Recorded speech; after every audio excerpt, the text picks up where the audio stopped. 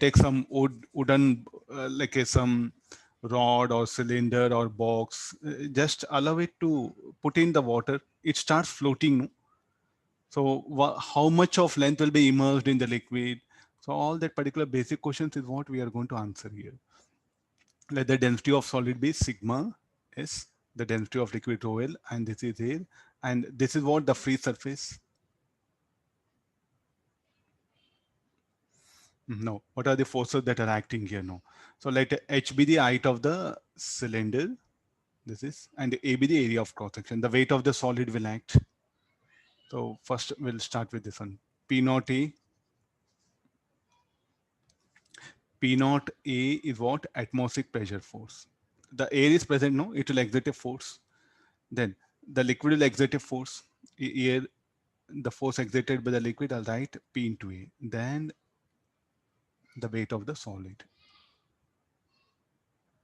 Fine. So this, what is the state of this? This in equilibrium. Under action of all these forces, it's in equilibrium. Some x length of the solid is immersed in the liquid. Then we'll equate the forces here. P naught A, or also like a PA minus P naught A minus W equals 0 at equilibrium. All of you equilibrium now by this time. The net force on the body will be 0. Okay, what is the expression for pressure? Expression for pressure will be P naught plus rho L Gx. So P naught A get cancelled. So what will end up is rho L Gax minus Ws0. So this A into X will become volume immersed. So what is Vi? Vi will be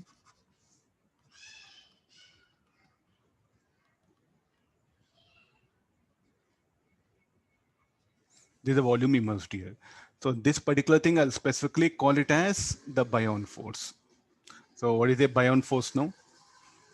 Density of liquid volume immersed into G. FB, capital FB, I'll write it. This is in books what happened. So this called like a buoyant force, or I also call it as upward thrust or net force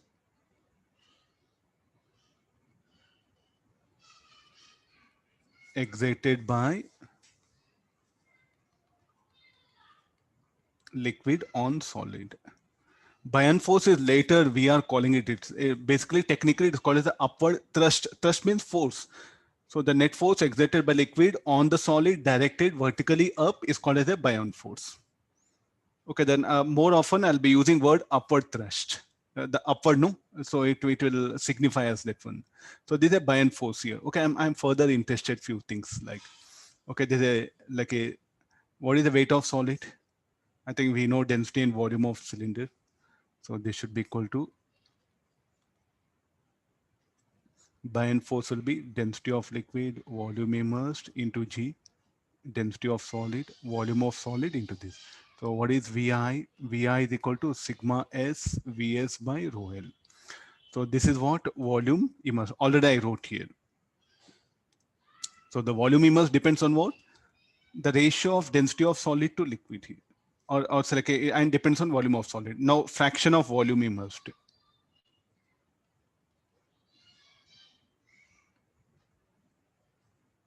Fraction of volume immersed, Vi by Vs, which is equal to. So what is the fraction of volume immersed? Density of solid by density, like a volume immersed by volume of solid. So that will become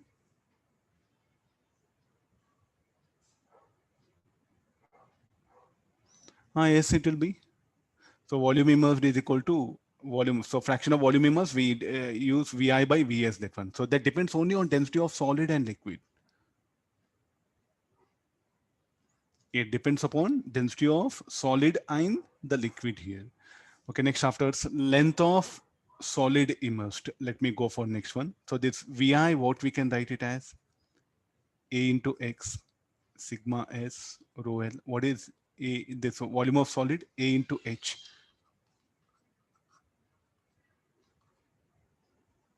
So what is X? Length of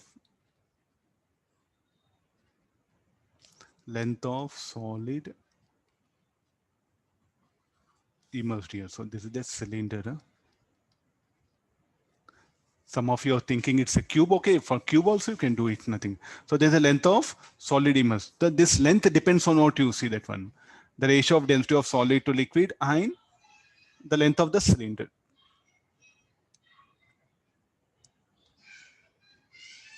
Getting that one. So I think this is something very, very like a essential thing is what we have. Suppose say if the liquid is a water, if this liquid is a water, if this liquid is a water, then what happens? This will become specific gravity. So therefore, the fraction of length immersed depends on what? Specific gravity of substance. The fraction of volume immersed depends on what? Specific gravity of substance. So like that, why a body floats? So shall we bring a rule now? Yes, I'm going to bring a rule. So conditions for which the body will float. Sigma S should be, so for flotation, for floating, we'll put a condition. For bodies to float, the density of solid should be less than density of liquid. Then the body starts floating. And some volume will be immersed, some volume will be above the surface of liquid. Will I agree this condition? This is next again. Like a sir, if it is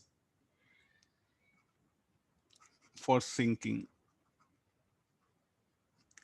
if sigma s greater than rho L, then the body will sink. What do you mean by sink? You take iron object, you just put into water. What will happen to it? It'll just go and get deposited at the bottom of the container. The reason for the density of iron is more than that of water. So when density of solid less than liquid, then it will start floating at the surface. Floating means where? I think, see, you must have enough some basics of language. Floating means where you float. Will you float inside the water? No. On the surface? No. When I say sink, what happens? Will you be there? Sir, I'm on surface, I'm sinking. No. Sinking means you'll get into the water. Floating means a part of body will be there on the surface, above the surface, a part of the body will be there below the surface. Are you getting? So just put wooden object in a water, so it is floating. We say wood is floating. If you put iron object inside the water, then we say iron body got sinked. Is that okay? This one, these are the some terms. The terms itself will give a lot of meaning for us. And then, sir, what happens if sigma is equal to rho L? It's a condition for submergence.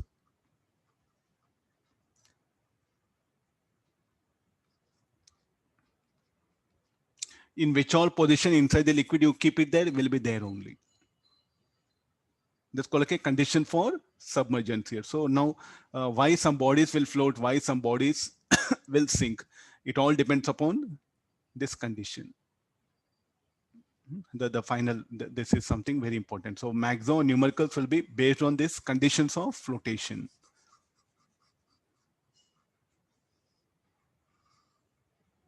Fine. So now, let's go back to the Newton's third law. Let's go back to Newton's third law. So what it says, like, what is this? What is this P into A?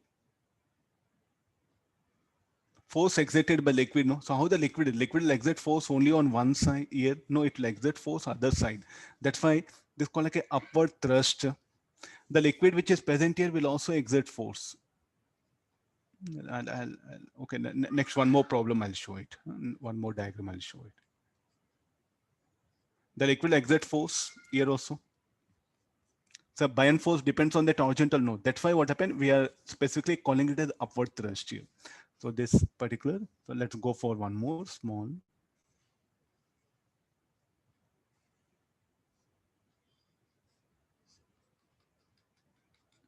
See, some good observations are needed. Nothing, it's a very small topic. We have liquid.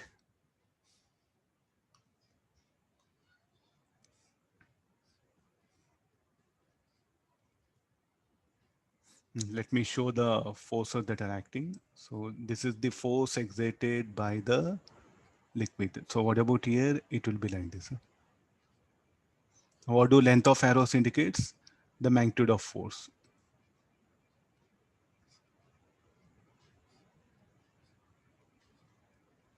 This is the thing. So net force exerted by the liquid on solid, in what direction it will be? It will be upward.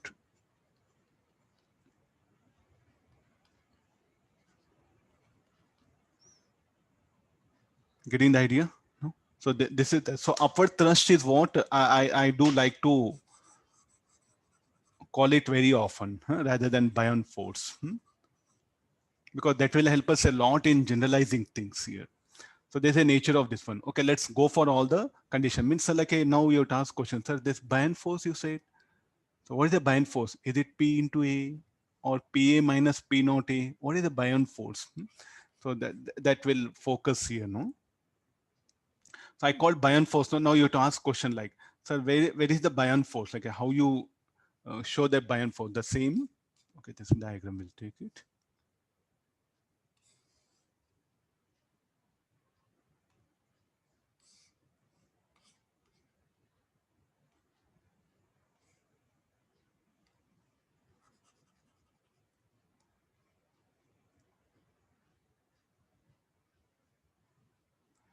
So instead of showing all this, so we just show a buoyant force is acting this one.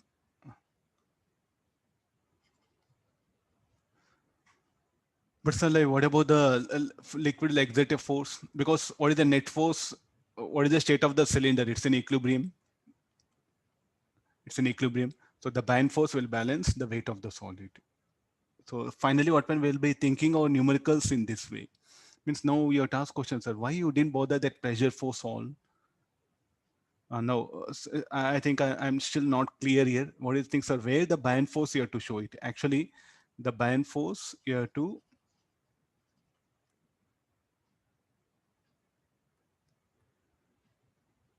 there's a weight of solid. What is the volume immersed? This is the part, this is the thing which is immersed in liquid, no? And the buoyant force will act through the center of buoyancy.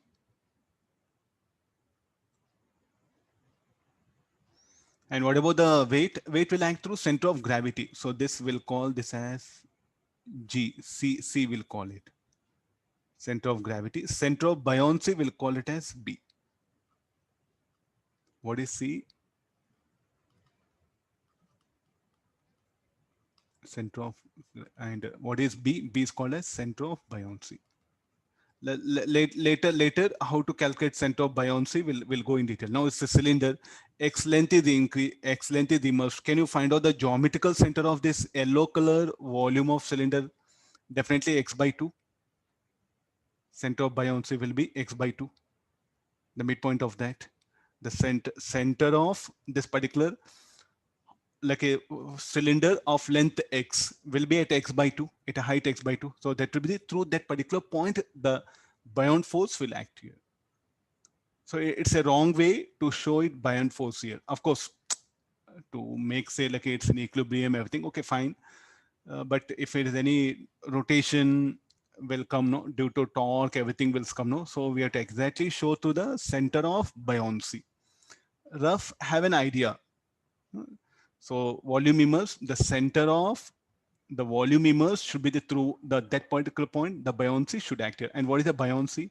Buoyant force, we write here, density of liquid, volume immersed into G. So what is the density of, what is volume?